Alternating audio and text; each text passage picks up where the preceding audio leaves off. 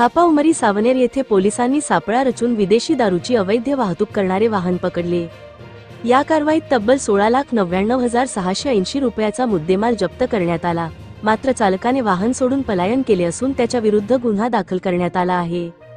पोलिसांना गुप्त माहितीद्वारे माहिती मिळाली की मध्य प्रदेशातून शिंदेवाडी मार्ग खापा येथे 4 चाकी वाहनाने अवैधरित्या विदेशी दारूची वाहतूक केली जात आहे, अशी माहिती मिळताच खापा पोलिसांनी फॉरेस्ट नाका खापा येथे नाकाबंदी केली। नाकाबंदी दरम्यान वाहन चालकांना थांबविण्यात आले। त्यावेळी एक पांढऱ्या रंगाची महिंद्रा XUV 700 MH 49 CQ 7786 क्रमांकाच्या गाडीला थांबवण्याचा प्रयत्न केला, परंतु वाहन चालकाने आपली गाडी वळवून उमरी गावाच्या दिशेने पळ काढला। पोलिसांनी पाठलाग करतात आरोपीने वाहन नाल्याजवळ सोडून पसार झाला। गाडीची झडती घेतली असता त्या गाडीमध्ये विदेशी दारू असल्याचे आढळून आले। यावेळी पोलिसांनी 15 लाख रुपये गाडीची किंमत तसेच रॉयल स्टॅग विस्कीच्या सोडा पेट्या दारू असा एकूण 16,99,680 किमतीचा मुद्देमाल पंचांसमक्ष जप्त करण्यात आला।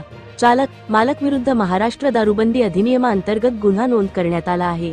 सावनेर संवाददाता मुकेश जरबडेची रिपोर्ट।